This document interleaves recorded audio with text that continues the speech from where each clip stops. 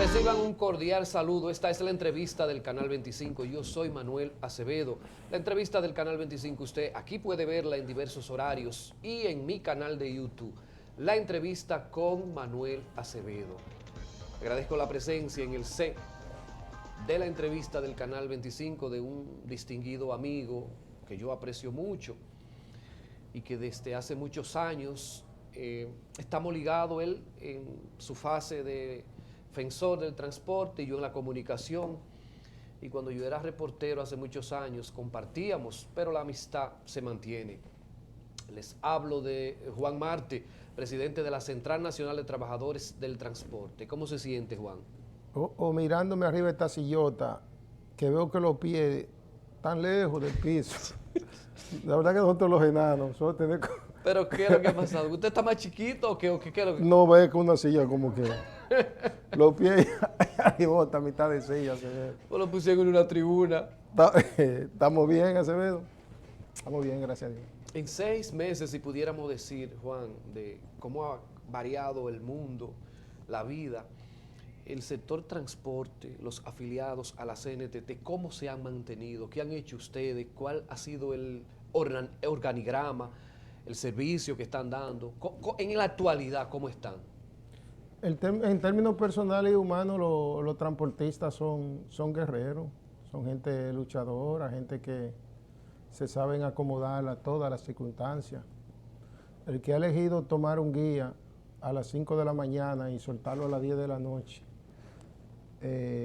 con todo el sol que nace en la mañana y se oculta en la tarde, es un guerrero, es una persona preparada para todo. Quiere decir que tienen la capacidad para en situaciones como esta sobrevivir. Es otro tipo de ser humano. En la sociedad hay muchas personas que de acuerdo a su costumbre y su educación, de acuerdo a cómo fueron creados, se preparan para la vida. Usted y yo somos dos guerreros también. Yo ya a los 7 años andaba con un paquete periódico vendiéndolo en la calle y con un limpiabota al lado, por si pasaba alguien con los zapatos sucios, ahí mismo limpiárselo, en 5 cheles. Quiere decir que estas son situaciones que a mucha gente lo atormentan, a mucha gente inclusive le crean secuelas de daño psicológico permanente. Sí. Pero el que siempre ha estado preparado para estar en la calle y vivir de la calle, estas son situaciones que en términos humanos no le hacen mucho daño. Ahora, en términos económicos sí, ha habido una merma considerable por la reducción de la cantidad de pasajeros que deben montar los choferes, que algunos en las horas pico se la ingenian para montar más, y no solamente que se la ingenian, es que los usuarios, Acevedo, no se quieren quedar en la calle, porque quedarse en la calle puede significar la prisión, una multa o que lo encierren en un cuarto con 40 posibles infectados de COVID-19. Entonces por eso usted ve en las horas pico esa desesperación por montarse en lo que sea, hasta en el baúl de un carro, como usted vio un chofer que se montó en una ruta de aquí de Santiago en la PA, porque adentro se llenó de pasajeros. Entonces el chofer, que ya había entregado el carro a quien se lo alquila, dijo: yo no voy a quedar preso. Y me montó, aunque sea en la capota, y en el baúl del carro se montó y llevó a su casa. Eso se vio en las redes por todos los lados.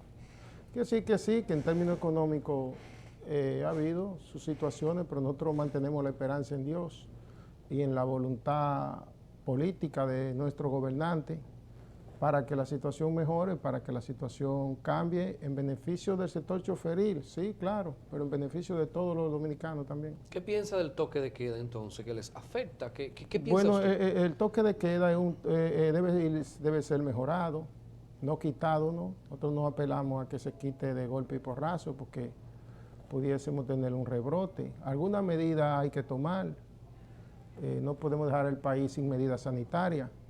Ahora, lo que nosotros creemos es que debe, en el caso de los choferes, en lugar del toque de queda arrancar a las 7, debería ser a las 9 o a las 10 de la noche, porque esto le permite al sector transporte movilizar a una gran masa de trabajadores y de personas que andan en busca de su comida, llegar a su casa con tranquilidad y sosiego. Se cuentan por miles la cantidad de ciudadanos que amanecen presos en todas las cárceles del país después del toque de queda, porque junto con el toque de queda, a la misma hora del toque de queda, cierran los establecimientos comerciales y también cierra el transporte y cierra todo. Entonces se da el mercado y también sale la policía y los organismos represivos a hacer su trabajo, diríamos hacer su trabajo, pero salen a recoger, a recoger gente en todo el país. Entonces creo que debemos organizarnos mejor, el gobierno tiene que organizarse mejor, muchas medidas fueron tomadas en medio de la premura de las elecciones y la prisa por ganar la elección, y muchas decisiones fueron políticas, no fueron sanitarias. Eso es importante que el gobierno lo entienda. Muchas decisiones no fueron políticas, fueron sanitarias. Perdón, no fueron sanitarias, fueron políticas. Entonces, esto le permite al gobierno ir enderezando algunas cosas. Por ejemplo, sería justo y correcto que el toque de queda inicie para el pueblo a las 8. ¿Y los fines de semana? Bueno, para los negocios, por ejemplo, para los negocios que cierran a las 8, pero entonces darle hasta las 9 a los transportistas para movilizar esos empleados de todos esos sitios, y algunos clientes que duran 15 minutos antes todavía en la cola haciendo algún tipo de diligencia. Y usted decía... Los fines de semana. Bueno, y los fines de semana no tiene sentido eso, porque de los fines de semana de por sí la reducción de personas está aplicada por ser el día feriado. Usted sabe que los domingos la gente se recoge. Sí. Quiere decir que permitir que los 7 días, por ejemplo, el toque de queda de todos los establecimientos de diversión y comerciales cierren a las 9, es atinado. Que hasta las 10 dure el transporte. Entonces tendríamos mayor movilidad, mejor, la gente se movilizaría con más sosiego, con más tranquilidad, y también tendríamos cierto dinamismo económico que el país lo necesita y que el gobierno lo requiere de manera urgente por la precariedad y la necesidad económica que tiene el Estado de recursos frescos. Juan, los choferes han recibido algo de las ayudas del gobierno, del que pasó o del que inició. ¿Alguna ayuda? Hay choferes que la tienen la ayuda. No existe un programa especial para el sector transporte específico que identifique dónde están los transportistas, cuántos son y cuál es su rol social, su condición de vida. Pero hicieron un programa que se llama FASE, y hay un programa que le llaman que es para ti, creo que. Y entonces este programa permite que algunos ciudadanos que están en la línea vulnerable de pobreza accedan a esos beneficios. En algunos casos, algunos choferes reciben, creo que 2.500 pesos mensuales, que no es gran cosa, pero para el que no tiene nada es mucho.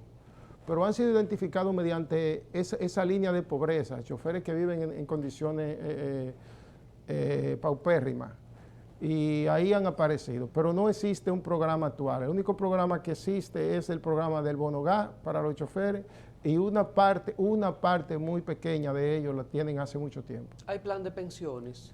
No, los planes de pensiones, las pensiones desaparecieron casi todas. En la pasada gestión del Intran le quitaron las pensiones casi a todos los viejitos ¿Y no es eso es necesario del país.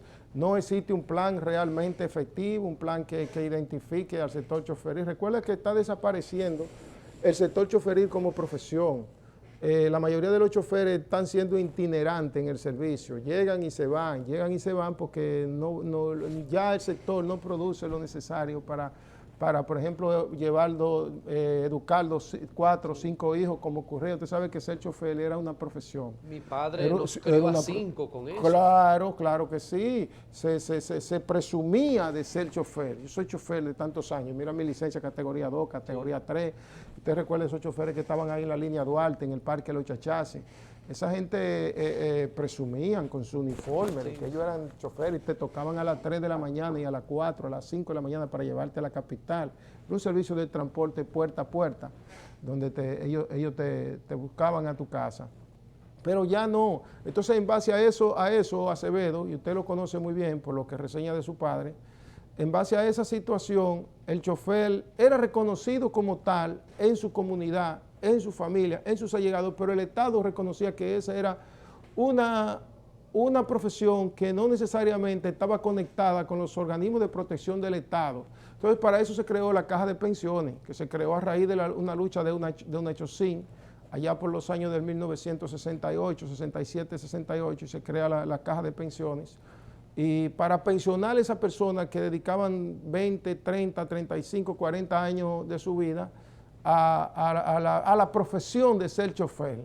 Eso se relajó mucho políticamente y ciertamente sí, la mayoría de las pensiones la quitaron porque también encontraron muchas cosas, encontraron muchachitos de 32 años pensionados, encontraron jovencitas que se veían muy bien, y bastante joven también pensionadas, ¿usted ve?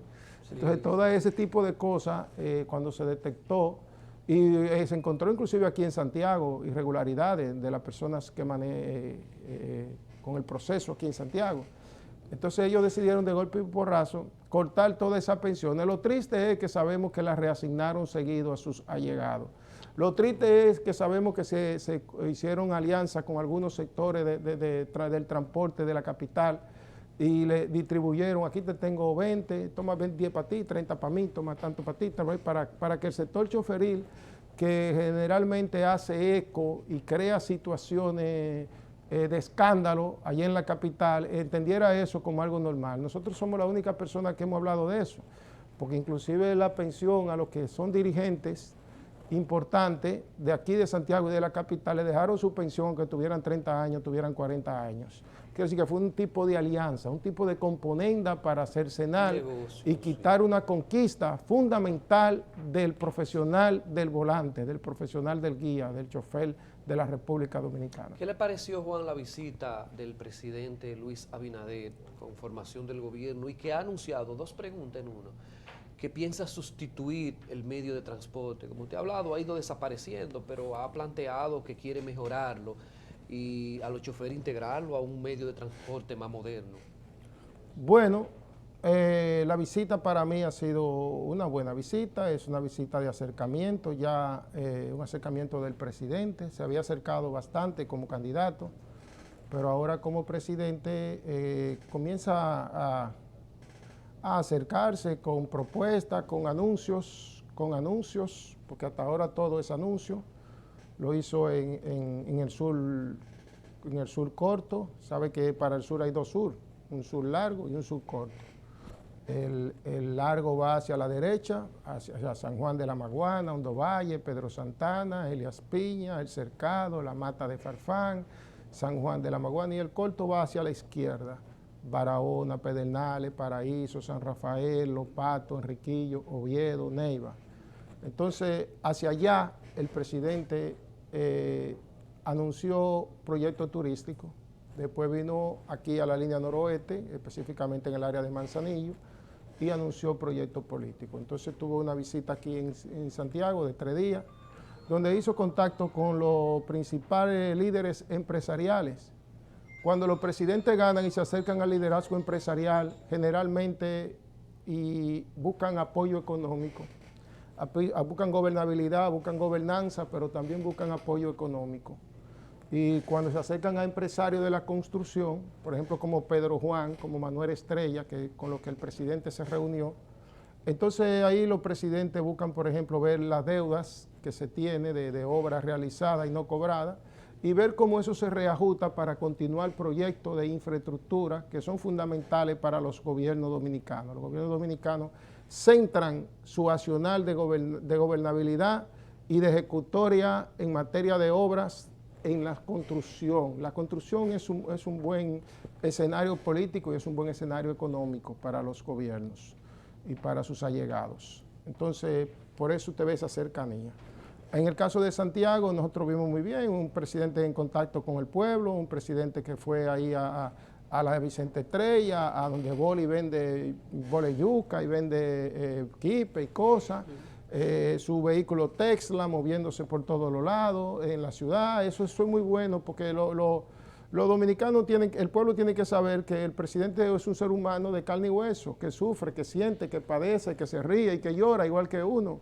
Y eso es muy bueno, es un buen mensaje que nosotros felicitamos en el presidente de la República. En lo que tiene que ver con el transporte y los anuncios que él ha hecho, pienso que no es el momento de embarcarse en megaproyectos, porque el país tiene otra prioridad y la prioridad es rescatar más del 52% de la pequeña y mediana empresa que han cerrado y no piensan abrir. La misión es rescatar el desempleo que había, que era de un 24%, y el pluriempleo que era de un 56% antes de la pandemia, volver a resarcir, a reinsertar a esa gente en la economía, volver a darle la oportunidad de trabajar. Creo que esas son las prioridades en este momento, y la prioridad en este momento es de la pandemia. De taparse con un monorriel o un tren, creo que puede ser un proyecto importante a futuro, pero ahora mismo no tenemos una demanda de asientos. Aquí el transporte funciona, aquí apenas tenemos 3.000 carritos conchando. Lo que sí tenemos es 300.000 privados circulando en calles angostas. Si el presidente estuviese diciendo que va a construir en Santiago túneles elevados y pasos de niveles, nosotros levantáramos la mano y los pies felicitándolo. Pero esa no es una prioridad, porque también es un proyecto altamente costoso, y su mantenimiento es costoso y no resuelve nada. Si usted quiere saber, si usted quiere preguntarme a mí si resuelve algo, vaya a ver qué ha resuelto el metro en la capital en materia de tránsito y transporte. ¿Qué ha resuelto? Hoy hay más tapones en la Máximo Gómez, más tapones de Villamella al centro de Los Héroes. ¿Qué han resuelto? Ninguna de esas modalidades de transporte en la que el Estado se ha embarcado. Creo que hay otras prioridades: prioridad de empleo, salud, alimentación y educación en estos momentos. Y si el gobierno puede ejecutar ese anunciado proyecto de vivienda que dijo en su campaña de 1 millón de viviendas, entonces entonces el presidente del gobierno estaría en la dirección correcta. Por el momento no creo que eso sea una prioridad. Muy bien, Juan, quedaron temas pendientes, el tiempo ha concluido. En una próxima entrevista, después vamos a hablar de Intran, porque ya el tiempo concluyó, vamos a hablar de Hito Bisonó, pero ya en una próxima. Le agradezco la presencia de Juan Marte, presidente de la Central Nacional de Trabajadores del Transporte. Él ha sido el invitado de la entrevista de este día. Por favor, continúe con... Felicíteme a Monsanto, donde usted lo vea. De corazón, felicidades, 50 años. Pero esos son los 50 del periodismo. Hay que buscar 25, 30 que tiene guardado por ahí, aparte de los 50 del periodismo. Gavetado. Sí. Felicidades a Monsanto. Continúe, por favor, con nuestra programación.